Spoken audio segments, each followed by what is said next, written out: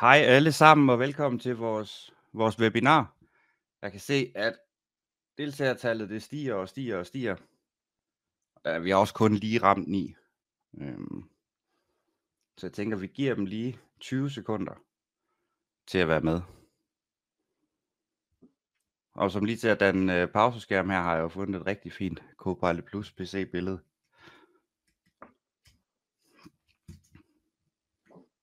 Så Mads, tænker du ikke, hvis man kommer 20 sekunder for sent, så er løbet kørt? Vil du have? Giv den gas. Jeg er klar. Godt. Jamen, vi har jo fornøjelsen af at kigge lidt på Copilot Plus PC'er sammen med i dag.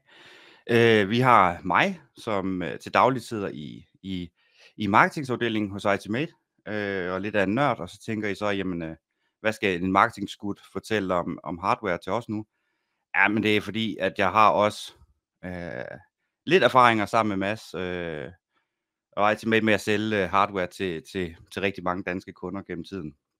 Så det er derfor, jeg er med i dag og tager jer igennem den her. Og Mads, han må heller lige præsentere sig selv, hvad han er for en størrelse. Pænt goddag alle sammen. Tak fordi I måtte være med.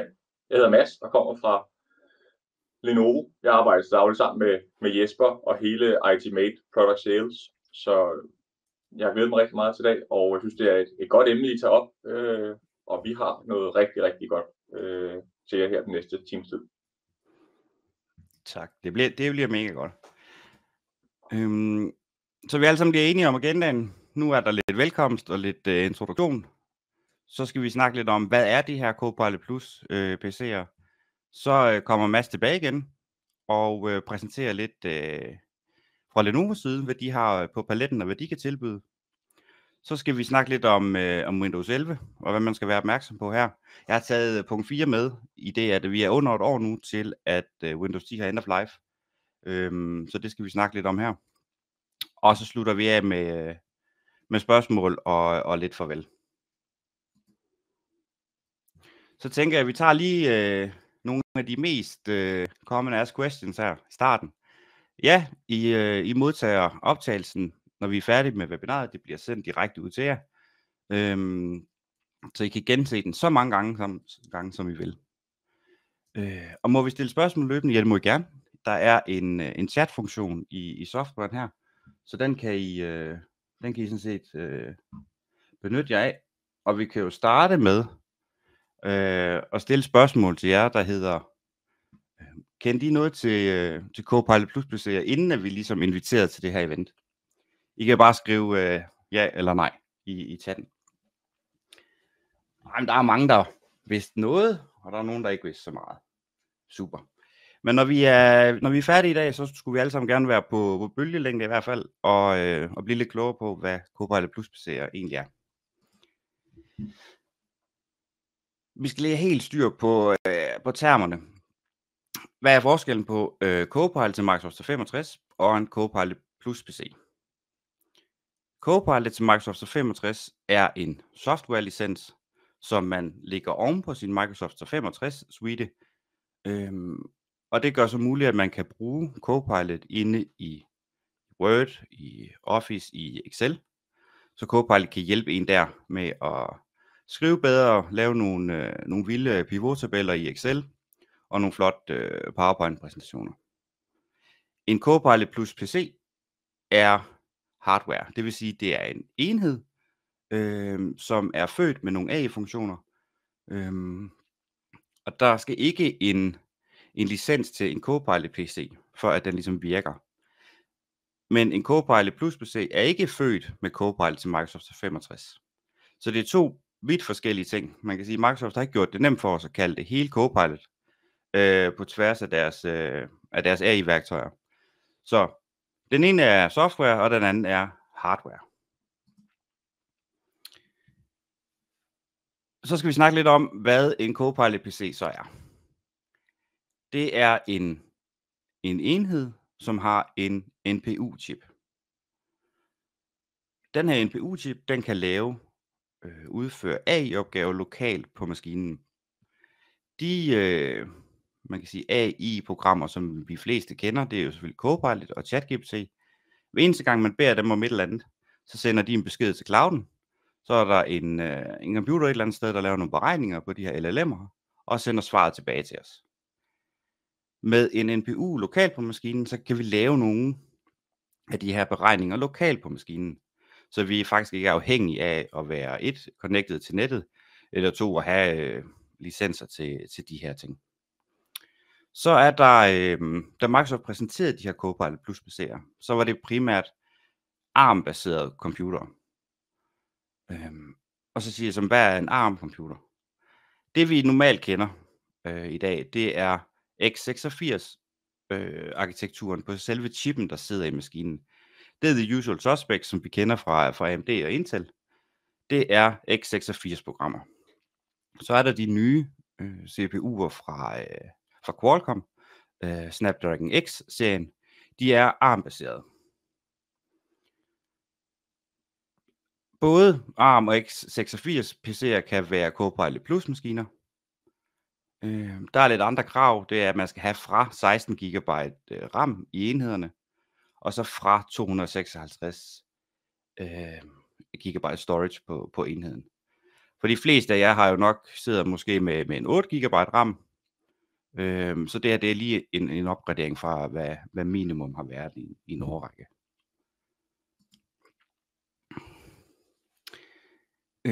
Så skal vi kigge lidt på, hvad er de her ARM-PC'er egentlig?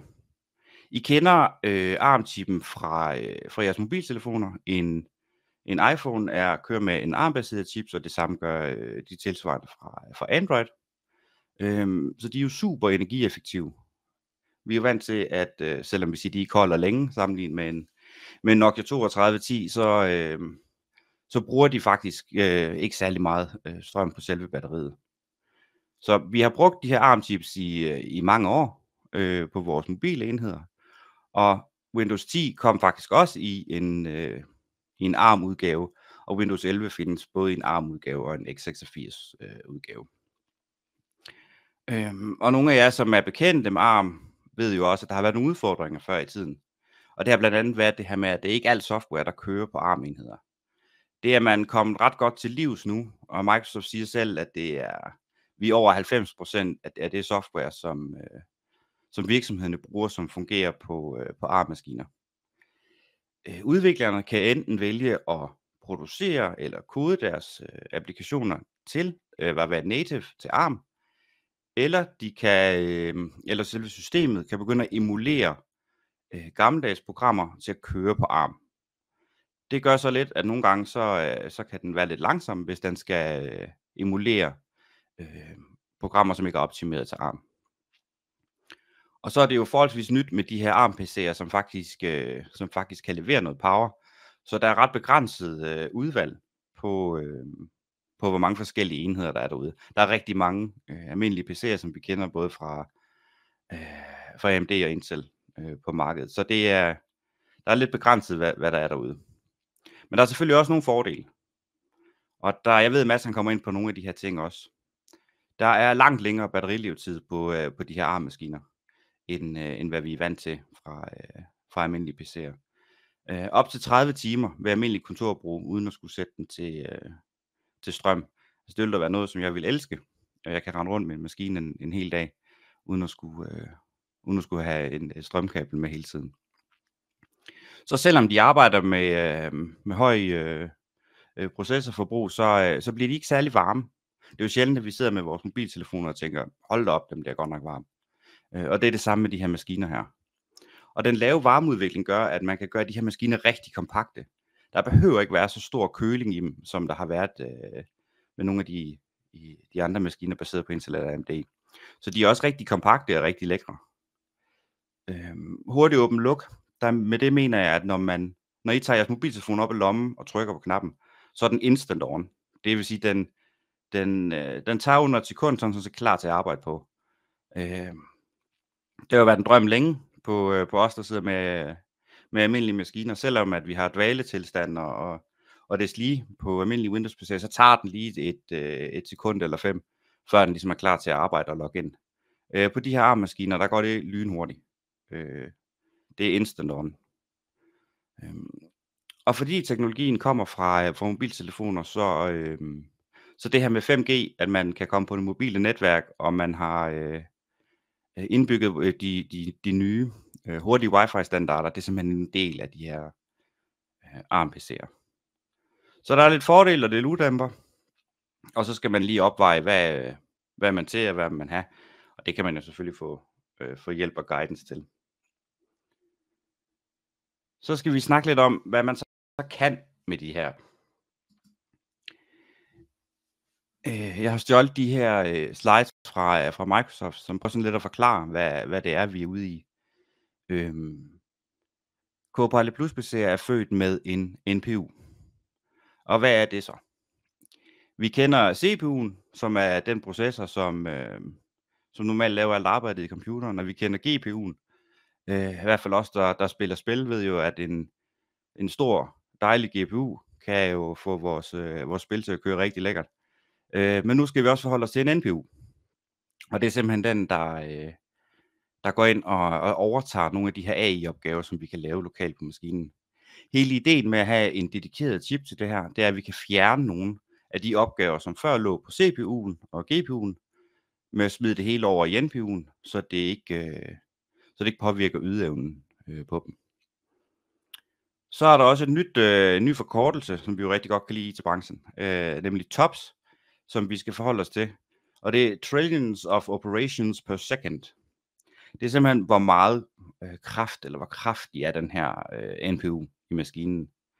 Før at man kan få det her Copilot Plus PC klistermærke, så skal man have minimum 40 TOPS, eller en NPU, der er i stand til at beregne 40 trillioner operationer i sekundet. Og det jeg kan se nu, at vi allerede har snedet os op på over de 50 TOPS på gængse business PC'er, og det vil jo så stige i de kommende år, at de bliver kraftige, de her NPU'er, som er indbygget i maskinerne.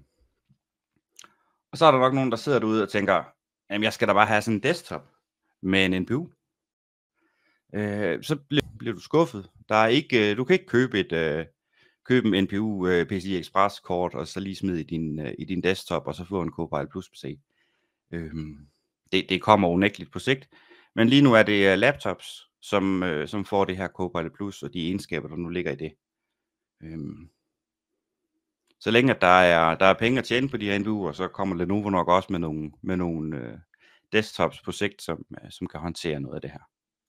Men for nu, så er det kun laptops. Når man så får sin nye Copilot Plus PC, så har Microsoft indbygget de her 6 ting, som man kan udnytte NPU'en med. Nu gennemgår vi dem en efter en, og runder det af til sidst om, hvad man kan få ud af dem her. Co-creator-delen, det er en AI-funktion, som er indbygget i Paint-appen, som vi har jo kendt i mange år. Der kan man, som I kan se op til højre der, freestyle lidt og forsøge at tegne en skildpadde. Og så kan man simpelthen bede AI'en om, vil du ikke lige gøre den her skildpadde lidt pænere, så jeg kan bruge den i en præsentation, eller jeg kan sende den i en mail, eller jeg kan lægge den på hjemmesiden. Så det man tegner sådan set bare i fri hånd, og så vil AI'en gøre det pænt og lækkert, så man kan bruge det. Så man behøver sådan set ikke at være en kunstner mere, for at kunne lave nogle af de her rigtig, rigtig flotte illustrationer. Kan det overtage jobbet helt fra Photoshop? Nej, det kan det nok ikke. Men det er da i hvert fald en start, at man kan med hjælp af et par enkelte streger få noget anvendeligt billedmateriale. Så kan man også, som I måske har prøvet og kender, via en prompt skrive, at man gerne vil have en række billeder. Man kan sige, at jeg vil gerne have et hus med grønt træ og en forhave og en gul bil, der holder ude foran. Så vil den lave et billede til dig. Og så kan man sige, jeg vil egentlig gerne have det som et maleri, som I kan se på illustrationerne her. Så vil den lave billedet om til et maleri. Det er også en funktion, som er indbygget i Fotos-appen. Og det virker okay at få den til at være forholdsvis kreativ. På de slides her kan I se, hvor der er nogle stjerner og nogle ettal og sådan noget. Det virker bedst på engelsk, som det er lige nu. Og Danmark er ikke et stort land, men der gik jo ikke så længe inden Copilot også kom på dansk. Det virker på dansk, det er bare bedre på engelsk, som det er lige nu. Det er lidt omkring de her billeder, og det man kan bruge til at være lidt kreativ. En anden ting, som er lidt spændende, det er, at man kan få den til at live-oversætte fra 44 forskellige sprog til engelsk. Og nu er jeg ikke den største, hverken spanske eller polske speaker. Så i det, at jeg kan få lov at se en YouTube-video for eksempel på polsk, og den live-oversætter det her til engelsk, så jeg kan følge med, og jeg kan forstå, hvad der bliver sagt. Jeg har testet det på forskellige sprog til engelsk, og det virker både fra YouTube, det virker i Teams-opkald, det virker sådan set med alt lyd, der bliver aktiveret på din enhed. Så får de automatisk undertekster på i live-version. Og det virker forholdsvis godt, taget i betragtning af, at det er noget, der kører lokalt på din maskine, og at den oversætter det instant. Det er en funktion, man kan tænde og slukke, så man ikke får undertekster på alt, hvad man gør. Så er man i et opkald, eller ser en YouTube-video, hvor man ikke selv taler sproget, jamen, så kan man simpelthen få det live oversat.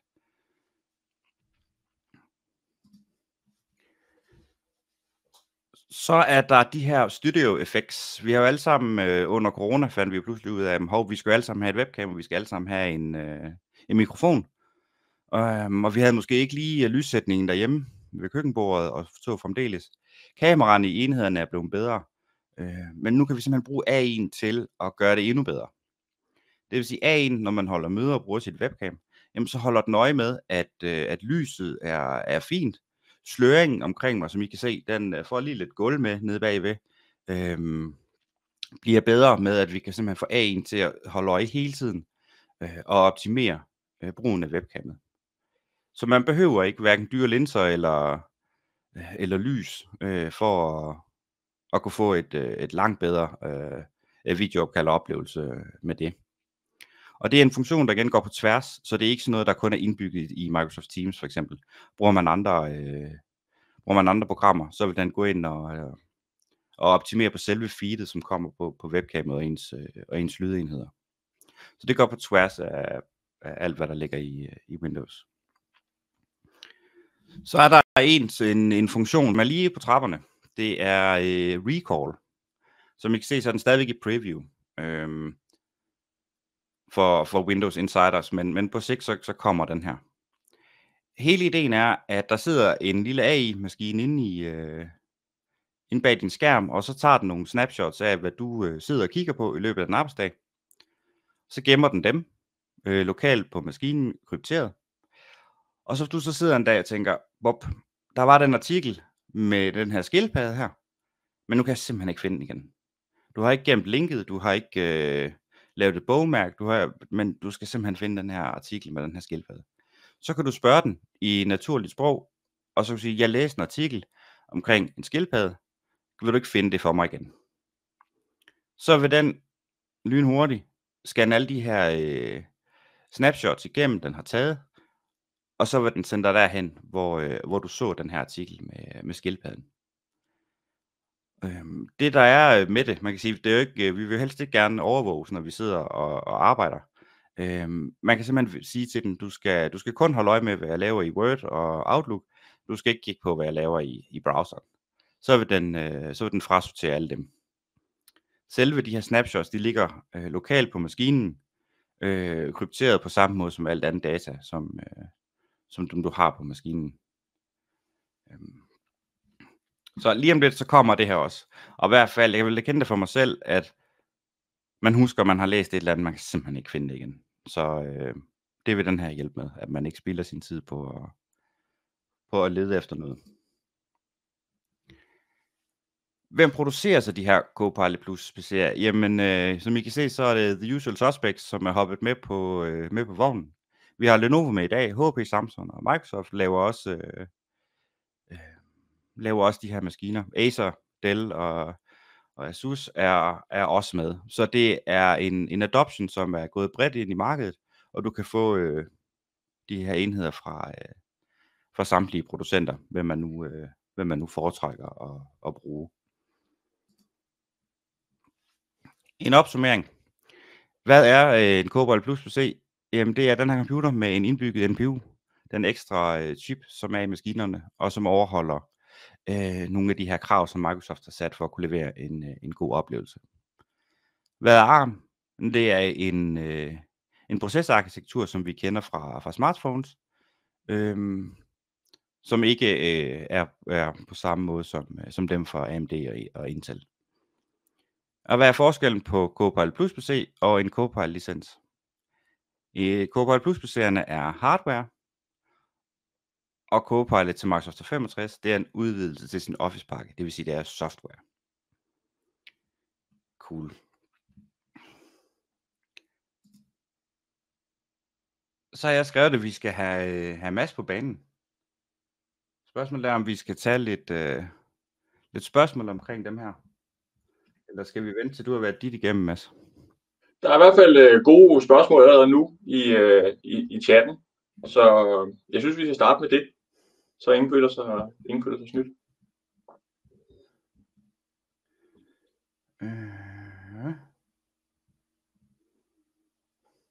Der bliver spurgt om, hvad status er på VPN-klienterne på ARM. Det er jo rigtig vigtigt for virksomheder. Det er rigtigt, og der er både VPN-klienter, og der er andet sikkerhedssoftware, som ikke har native ARM-support. Det vil sige, enten så skal man emulere det, eller så skal man presse sine producenter til at lave en ARM-udgave. Jeg har testet lidt selv på noget af det IT-sikkerhedssoftware, som vi kører på nogle ARM-maskiner, og det kører fint. Det bruger måske lidt mere processorkraft, end det burde, men det er ikke sådan, at det ikke virker som sådan. Der kan være edge cases. Jeg har ikke tjekket, jeg har ikke kontrolleret det hele, samtlige programmer. Men jeg kan se, hvad når jeg læser pressemeddelelserne og sådan noget rundt omkring, det kommer løbende med flere og flere, der vil understøtte de her ARM. Og ellers også mit råd herfra, det er også teste en PC af, og se om det virker, og hvad I synes om det. Fordi at vi er på samme hold alle sammen, så det skal være sjovt for jer at bruge de her PC'er. Bettina spørger, hvornår giver det mening med en Copilot Plus PC eller en licens? Man kan sige, det er to forskellige ting. Hvis man kan bruge nogle af de ting, som vi har gennemgået i dag med det her med billeder, eller recall, eller live transcriptions og sådan noget, så giver en Copilot Plus PC god mening. Hvis man ønsker på sigt måske at køre, nu bliver det lidt teknisk, køre nogle lokale LLM'er eller small language models lokalt, så vil man også kunne afvikle dem lokalt. Det kræver, at man selv installerer de her language model på enheden, og så afvikler dem derfra. En almindelig Copilot-licens, det er, hvis du lever dit liv i Word, Outlook og Excel, så skaber den langt mere værdi der.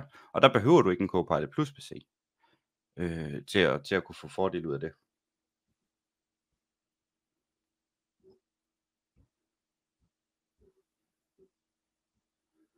Bettina må gerne lige uddybe lidt. Så. Kevin spørger, der er en prompt eller ChatGPT indbygget i en Copilot Plus PC? Ikke til erhvervsmæssigt brug. Man kan sige, der er en Copilot indbygget i Windows. Har man en business PC, så vil man bruge prompten ind i Microsoft 365-appen til at interagere med Copilot. Der ligger ikke nogen language models på maskinen.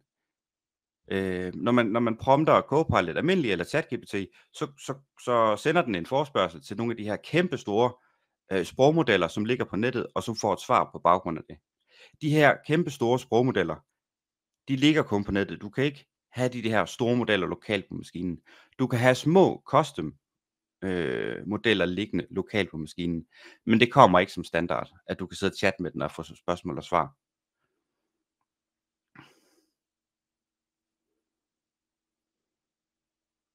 Erik spørger, kan Copilot Plus licenser gå ind og trække på virksomhedens data med videre, som Copilot licenser kan?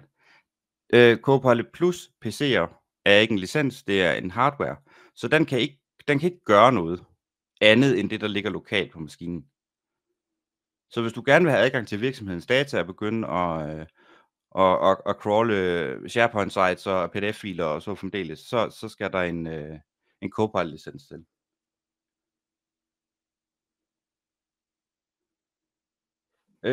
Jackie spørger, om man kan komme op på siden af Apple i ydelser og batteritid på Copilot Plus. Så vil jeg sige, hvis det er en ARM-PC, og man sammenligner med Apples M3-processor, så Snapdragon X Elite er lige over en M3. Nu er Apple så kommet med en M4, som nok ligger lidt over en Snapdragon X Elite, og så den næste for Qualcomm ligger nok lidt over en Apple M4, så de vil begynde at lave det her battle. Men de er sammenlignelige på størstedelen. Så Apple er måske lidt bedre på nogle parametre, og chipsene fra Qualcomm er lidt bedre på andre parametre. Vi ser helt sikkert en rigtig god og sund konkurrence, så det er noget, vi i hvert fald også er rigtig glade for. Jamen, tager du over, Mads, fordi så må jeg lige prøve, om jeg kan svare lidt på skrift indtil det. Ja, selvfølgelig. Så skal jeg have delt min skærm her.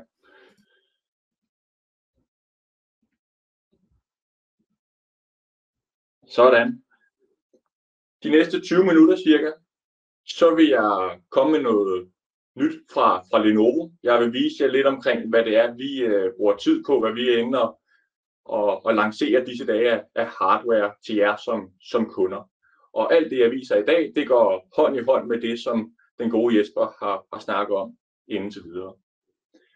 Det er også derfor, når vi kigger på sortimentet, så er dagens sortiment, det jeg vil præsentere for i dag, det er udelukkende vores AI-computere. Og det er der, hvor vi begynder at kigge på det her med 40 tops eller mere.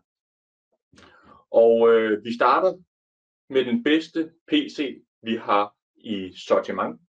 Og det er vores X1 Carbon generation 13. Normalt vil vi se den her vare i starten af næste år. Men på grund af al den konkurrence, der er mellem Intel, AMD og Qualcomm, jamen så har vi faktisk allerede fået rettighederne til at kunne lancere varen i dag. Den nye X1 Carbon kommer med et helt nyt og lækkert design og en vægtklasse under 1 kilo. Det er første gang, vi nogensinde kan lave en så lækker PC i 14 tomme, som vejer under 1 kilo. Vi går ikke på kompromis med noget. Den har de samme mildspæk-test. Den har stadig en masse gode porte. Hvis I skal ind i møderum, så kan man både koble med HDMI, USB-A og USB-C. Udover det, jamen så kommer den selvfølgelig med alle de nye processorer fra Intel, som egentlig først normalt vil blive lanceret næste år. De nye processorer fra Intel, der kommer vi op og snakker omkring det, der hedder 48 tops. Jesper var god til at beskrive det her med, at skal den være Copilot Plus, jamen så skal vi over 40 tops. Så den her computer vil håndtere sløret baggrund i Teams. Den vil håndtere Copilot. Den vil håndtere ChatGPT. Den vil håndtere mange af de her programmer, som også blev vist af Jesper. Meget hurtigere og meget mere effektivt. Så en ting er, at I vil få hurtigere resultater. I vil også kunne gøre det lokalt. Det er også en af de store forskelle mellem Copilot Plus maskiner og alle de andre. Og udover det, jamen så vil computeren bruge noget mindre strøm til de her tunge opgaver. Så det bliver en vildt stor forbedring, som vi ikke har set i rigtig lang tid. Og det er derfor, vi glæder os rigtig meget til, at vi snart kan åbne op for salget af den her computer. Til at starte med, jamen så kommer der til at være en version, og så senere hen i løbet af januar, februar og marts, vil vi åbne op for, at I kan bygge computerne efter eget ønske sammen med IT-Mate. Så det er i hvert fald noget, I skal være opmærksomme på, at den version, vi lancerer nu, jamen det bliver en specifik model med specifikke krav til. Og derfra så senere inde i 2025, jamen så vil vi så kunne bygge og konfigurere efter eget ønske. Når vi kigger på miljødelen, noget vi går rigtig meget op i. Den globale direktør i Lenovo inden for miljø, han er faktisk også dansker. Jamen så er den her generation 13, det er den grønneste generation, vi nogensinde har lavet. Aldrig før har vi brugt så mange genanvendelige materialer til en maskine, som vi gør med den her.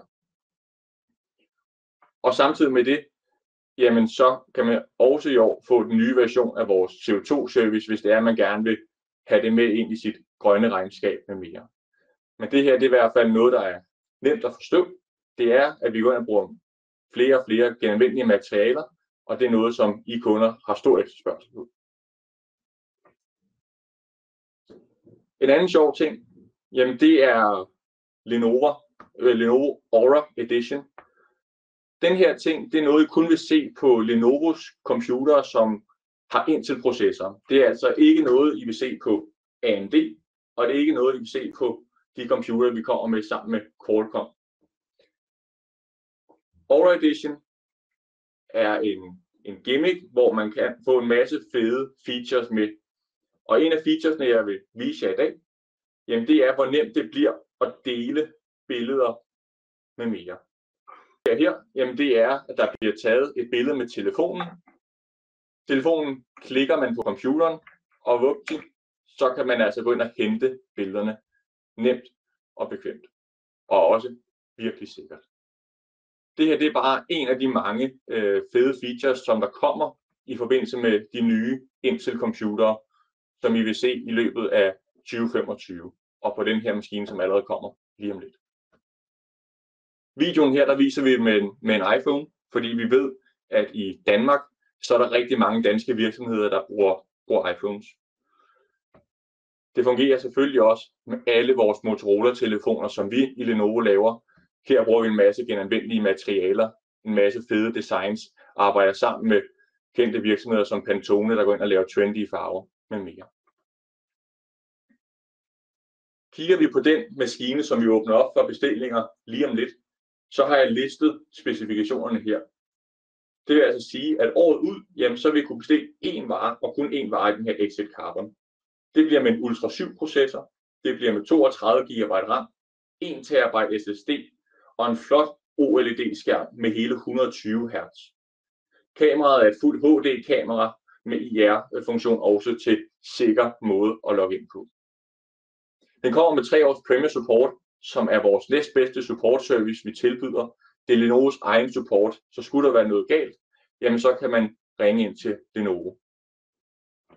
CO2-service medfølger selvfølgelig også. Vi vil gerne være den her grønne virksomhed, og CO2-service er noget af det, som landets virksomheder har taget rigtig, rigtig godt imod, så det er noget, vi også bibeholder her.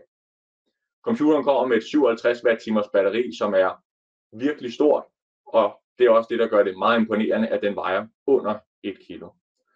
Udover det, jamen, så er der selvfølgelig også Wi-Fi 7 og Bluetooth 5.4, som vi også vil se på resten af sortimentet i løbet af 25. Med småt har jeg noteret mig, at der ikke kommer noget V-van på den her vare. Den er heller ikke opgraderbar. Så til jer, som bruger 4G eller 5G, der skal I vente til 2025. Vi går videre til Intels konkurrent, AMD. Samme historie her. AMD de plejer at lancere processorer cirka omkring april-maj måned hvert år. Men igen her har vi fået lov til at bestille nogle varer hjem. Nogle varer, som faktisk allerede lander på lager i næste måned. Her vil I kunne gå ind og bygge lige så tosset I har lyst til. Så her, hvis man skal bruge en Ryzen 5, en Ryzen 7, 16 GB, 32 GB, 64 GB og mere, jamen så er der mulighed for at bygge det lige så tosset, som man har lyst til allerede i dag. Det I skal være opmærksom på, det er linjen her. Det kan stå meget svært at forstå, men det her det er et patent, vi har taget sammen med et amerikansk selskab, der hedder 3M. 3M er nogle af de bedste på markedet til at lave privacy-filter. Altså det er filter på skærmen, som man ikke kan se, hvis man sidder ved siden af brugeren. Det de har lavet her, det er, at de har lavet et helt nyt filter, som overhovedet ikke har noget med privacy at gøre, men har noget med strømforbruget og den mængde af lys, som kommer ud af skærmen. Det her det er en virkelig grøn løsning, fordi at vi med en skærm på 300 nits plus det her filter vil få et resultat, der svarer til 400 nits. Så vi får en noget lysere skærm der bruger mindre strøm og også holder bedre på batteriet. Det her patent har vi haft i hele 24, og det fortsætter med stor succes ind i 25 på hele vores sortiment. Udover det, jamen så det jeg sagde ved Exit Carbon, det var, at en Intel så har den 48 tops. Med AMD's processor, så vil I få 50 tops. Altså en lille forbedring. Som udgangspunkt, så er det ikke en forskel, I vil lægge mærke til som bruger. Det er i hvert fald ikke noget, vi selv gør endnu. Så det er også derfor, det er ikke det, der skal afgøre, om man går med Intel eller AMD. Igen, inden for miljødelen, vi har alle de bedste certifikater. Vi bruger en masse genbrugsmaterialer til vores produkter. Alt, hvad der kommer med i kassen, kan smides ud i papcontaineren. Man skal ikke sortere noget fra. Det er nemt og bekvemt.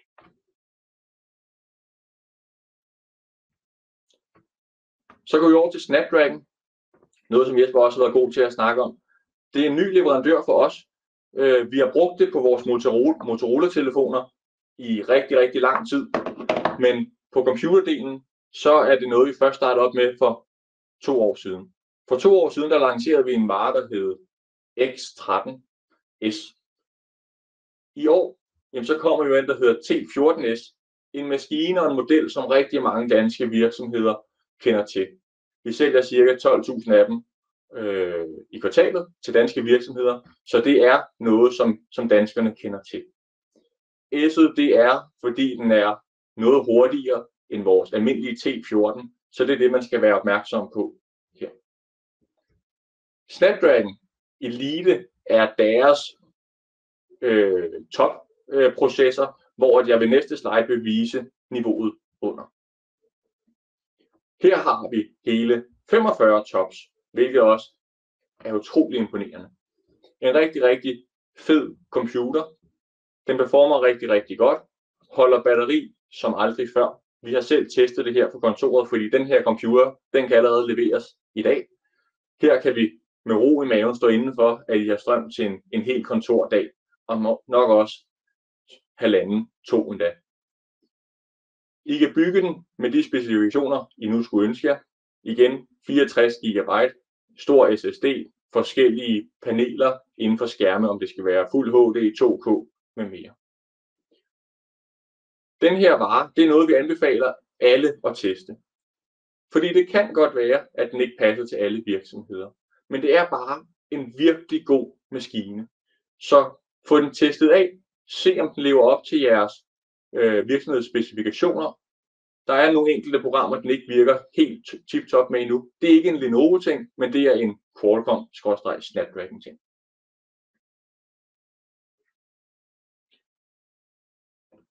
Så går vi ned i processor, men vi går også noget ned i pris. Så hvis det er, man sidder og tænker, min virksomhed skal ikke bruge så mange penge på en maskine, som en T14S koster, så har vi også den her ThinkBook 16 tom. Den her, jamen, det er en Snapdragon Plus processor, hvor før hed det Elite. Det man får her, jamen, det er en 16 tom PC i et helt andet design. Det er vores ThinkBook design, som er det her i aluminium. Du får alt det, du skal bruge til helt almindelig kontorarbejde. Der er DDR5 RAM i, der er en masse porte, der er store batterier i. Materialerne her er genanvendelige. Igen har vi de højeste miljøcertifikater. Og hvis det er, at man har høje krav til, hvad for en skærm man skal bruge, jamen så har vi også igen 120 Hz, 2K, 2,8K, 2,5K med mere. Alt i alt bare en genial computer til kontorbrug.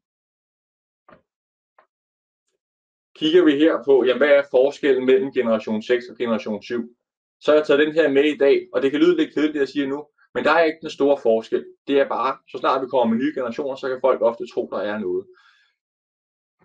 Her er det primært indmaden, vi opdaterer, så designet vil være det samme, men i år vil vi så kunne tilbyde den her processor fra Snapdragon, hvor vi ellers førhen har tilbudt den med Intel indmad og AMD indmad. Går man med Snapdragon Plus versionen, så vil man få et batteri, der kan holde til langt over en kontordag. hvor at med Intel og AMD, som er processorerne fra i år af, altså ikke Copilot Plus maskiner, jamen så vil man ikke få lige så god batteritid. Performancemæssigt, så performer den lige så godt. Så det er altså de 4 maskiner, som vi har, som lever op til det her Copilot Plus miljø. Jesper var skarp og sagde det også lidt selv, jamen hvad så med stationære med mere? Og det er ikke det samme. Og det samme gælder med vores P-serie. ThinkPad P-serien, det er vores mest kraftfulde bærbare computer, det vi kalder for workstations.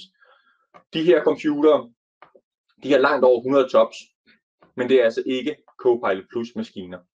Og det er fordi måden man bygger det på med mere, som Jesper fortalte, det er ikke på samme måde. De her har nogle store grafikkort, de har nogle processorer, som kører noget hurtigere, men de larmer og støjer også mere. Alt det I har set i dag, jamen igen inden for miljødelen, det kan leveres med SAP-transport, så har I som virksomhed brug for en leverandør, der kan levere inden for det, der hedder Scope 3, jamen så kan I få alt jeres Lenovo-udstyr leveret med SAP-transport. Mærsk har haft skibe stående i København og i Aarhus, som også transporteres med det her Sustainable Aviation Fuel brændstof, og det samme kan vi også tilbyde alle Danmarks kunder.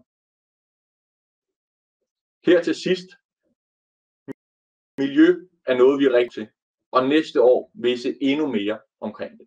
I år lancerede vi et kæmpe samarbejde med amerikanske iFixit for at gøre det nemmere at reparere og skille jeres computer ad, så I selv kan gøre det.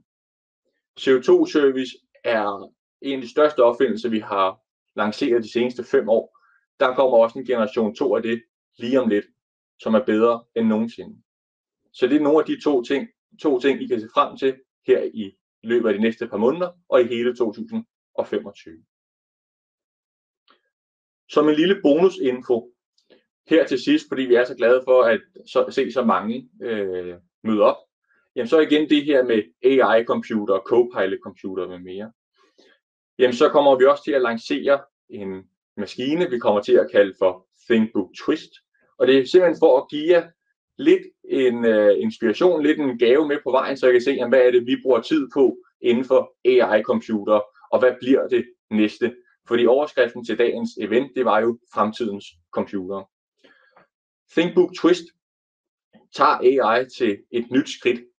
Fordi det den kan, jamen det er, at man kan snakke til den. Så den vil gøre det, man siger. Og hvorfor er det smart?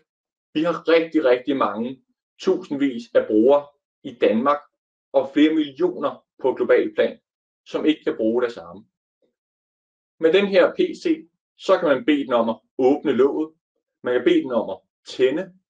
Og med Copilot og en masse andre AI-funktioner i computeren, jamen så er man helt uden at røre computeren, kunne navigere rundt og arbejde som en helt almindelig medarbejder.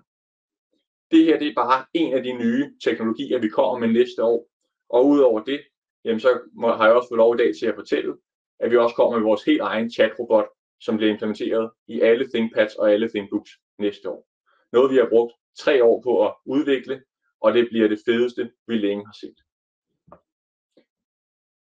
Det var alt, hvad jeg havde fra Lenovo i dag, og jeg er bare rigtig glad for, at han måtte være med. Jeg synes, det har været rigtig, rigtig sjovt, og jeg håber, I har fået noget god inspiration med på vejen, og jeg håber, at I kan se noget af det her hardware i jeres virksomhed.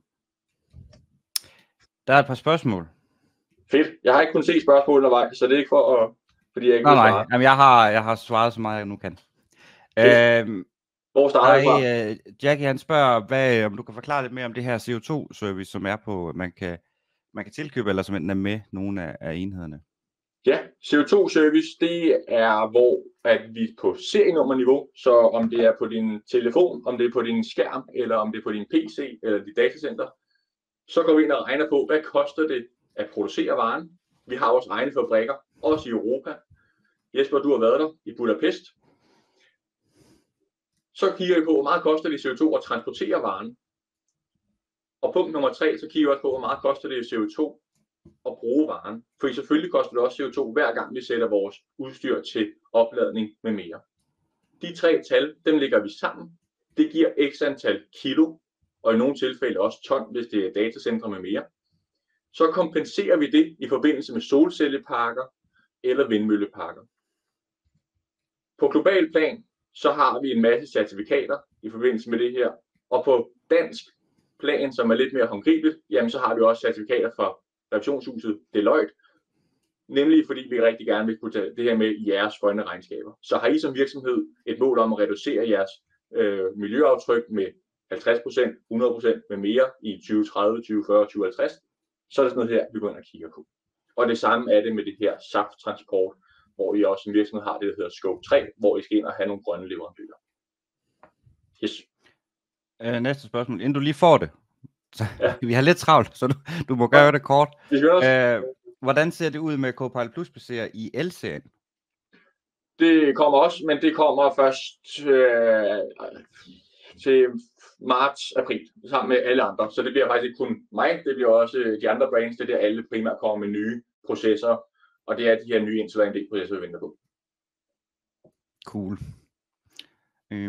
Mads bliver hængende, så, yes. Så vi kan stadigvæk fortsætte med at stille Lenovo-spørgsmål. Så skal vi til det næste emne, nemlig Windows 11. Og jeg kan se, vi er lidt travlt måske, men det må vi tage. Bum. Grunden til, at jeg har taget Windows 11 med i dag, det er, fordi vi er kommet over på den anden side af 14. oktober 2024, hvilket betyder, at vi nu er under et år til, at Windows 10 har end of life. De af jer, som er ITmate-kunder og som er tilmeldt vores Trusted Advisor Service, har fået en mail ud omkring det her, og hvilke ting man skal være opmærksom på. Jeg tager bare lige nogle af de her hurtige spørgsmål og svar. Vil vores Windows 10-enheder stadig virke, efter at Windows 10 har end of life? Ja, de vil stadig virke, du stadig kunne tænde, du stadig kunne arbejde på dem.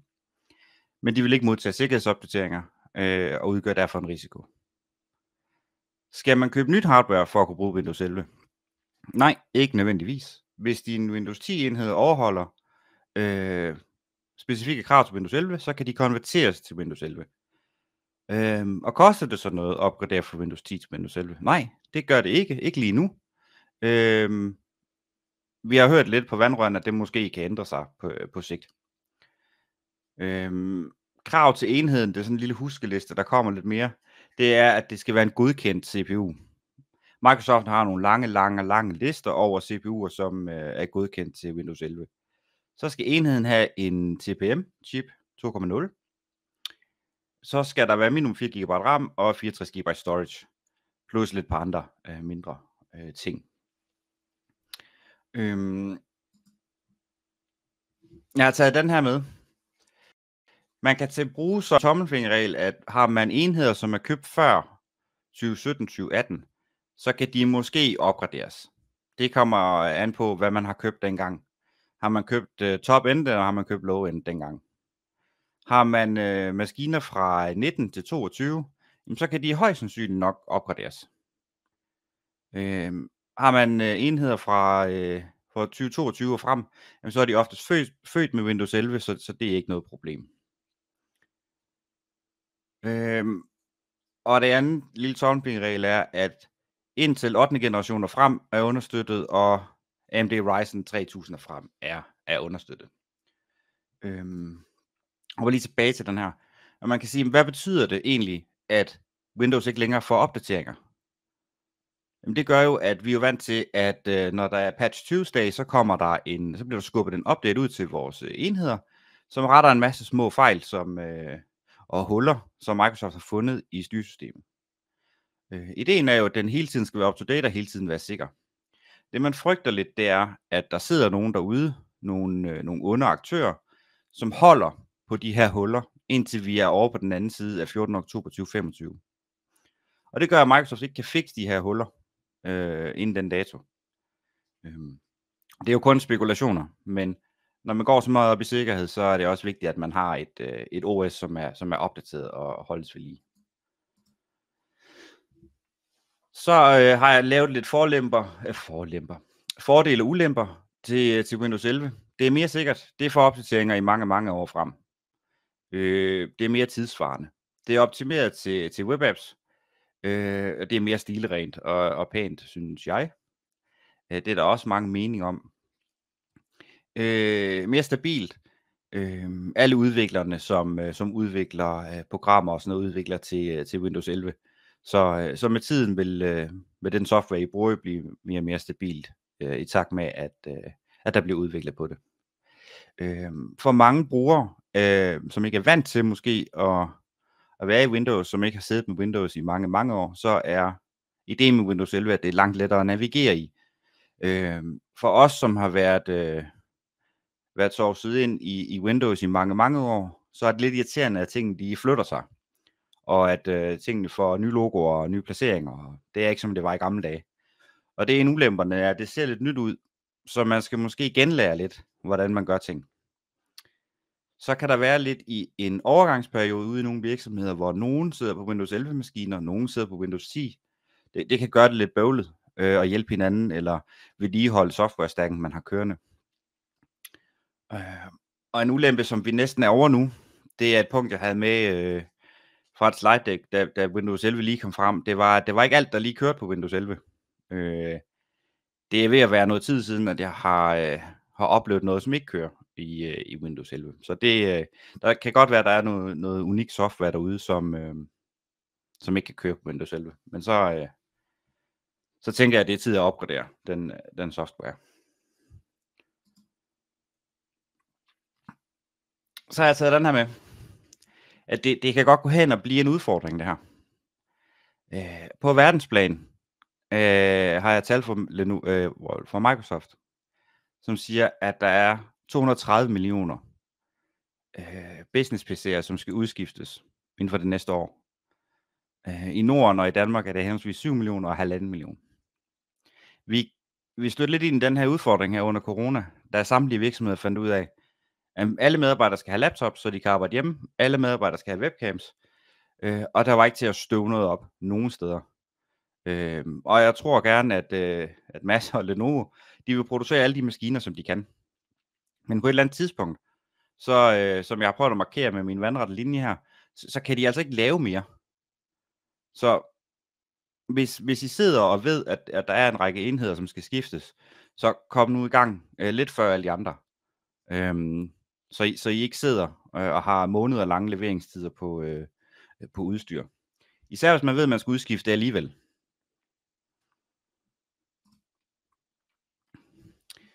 Så når man har en virksomhed, enten er man stadig på Windows 10 helt, eller man har et blandet miljø, så få en grundig gennemgang af jeres programmer og enheder.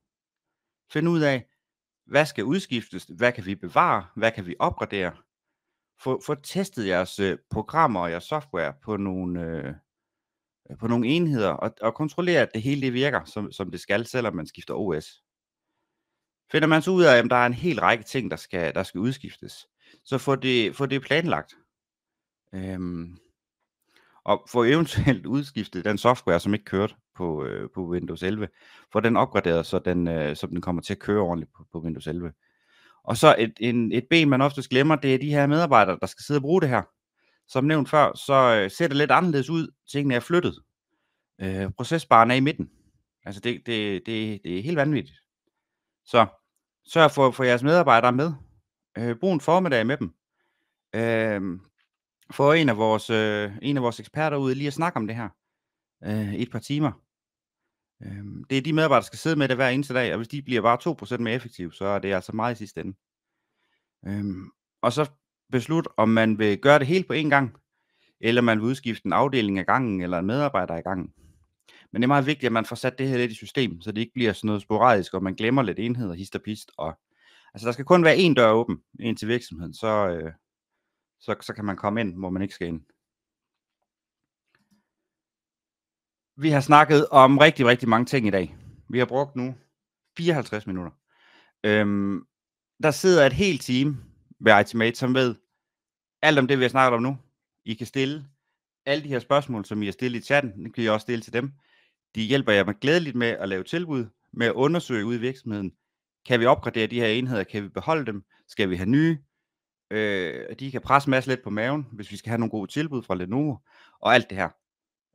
Mange af jer kender måske de her folk i forvejen. Så tag fat i dem, I kender, eller så ring ind og skriv ind til dem. De vil hjælpe jer alt det, de kan. Så har jeg lovet de andre på mit marketingsteam lige at nævne, at det næste webinar, vi har, der er lidt Adobe og lidt AI og lidt dokumenthåndtering. Mange sidder måske derude og bruger programmerne fra Creative Cloud-pakken. Og Adobe har jo også fået AI-hatten på og lagt nogle af de her AI-funktioner ind i deres programmer. Og så er der et Zabbix brugergruppemøde, så dem af jer, der kender titlen, så ved I, hvad det går ud på. Alt det her, det kan I finde inde på itemate.dk, og der vil alle vores events løbende blive slået op derinde. Så har jeg nemlig ikke flere slides nu. Og så har vi 4 minutter til spørgsmål. Så det tænker jeg, at vi gør. Nu skal jeg synes, der har været gode spørgsmål i chatten i hvert fald. Det sætter jeg stor pris på. Det var rigtig, rigtig godt.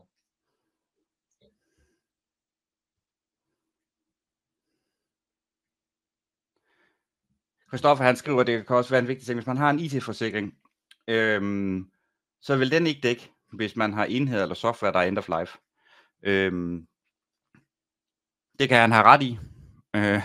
Generelt, om det er forsikringen, man mister, eller 2, at man åbner op for huller. Der skal ikke være noget software, der er end of life levende i ens virksomhed, som tommelfingerregel. Men det er da helt sikkert vigtigt, at ens forsikring også dækker.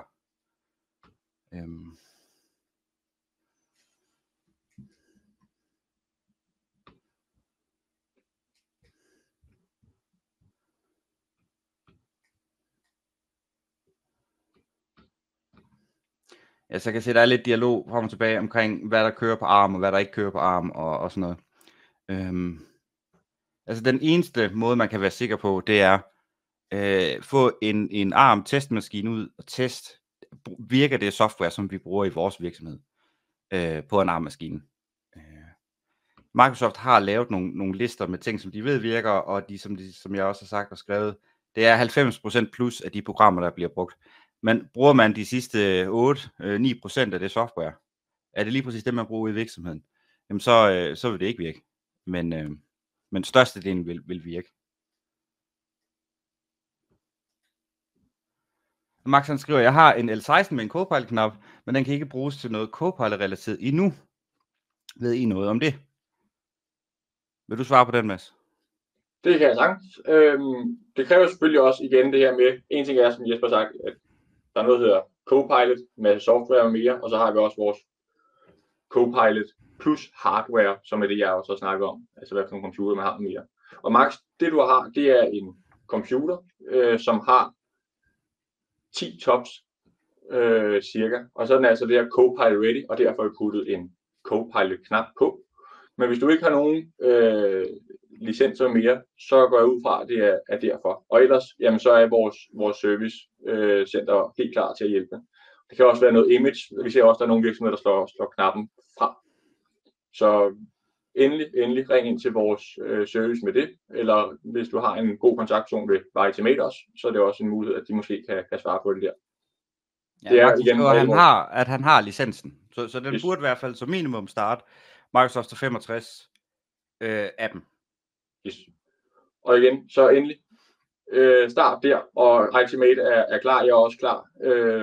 Jeg er ikke super teknisk med det hele. Jeg har ikke selv en Copilot-knap på min PC, så jeg har ikke selv testet det endnu. Cool. Fedt. Der er 60 sekunder tilbage, så folk, som sidder inde med spørgsmål, skal skyde med nu. Og ellers så er vi der også i morgen. Jeg kan se, der står en fin mail med på skærmen. Så endelig teste udstyret af. Vi synes selv, det er rigtig, rigtig spændende. Og se, hvad jeg synes om det. Det er et godt tidspunkt at handle udstyr nu, fordi det er blevet en godt hardware. Det er nu, hvor vi begynder at sige det her med batteritiden holder længe. Det er med, når man lukker computeren i, at man så også åbner skærmen igen dagen efter, der stadig er strøm på. Det er også noget, vi har bøvlet med gamle generationer. Så det er et sjovt tidspunkt rent teknologisk at handle hardware. Ja, der ser ikke ud til, at der kommer mere, Mads. Det er fint. Det har været godt. Det har været rigtig sjovt. Det har det bestemt. Men skal vi så bare sige, det var det, og god uge til alle. Tak fordi I så med. Mange tak alle sammen, og god uge.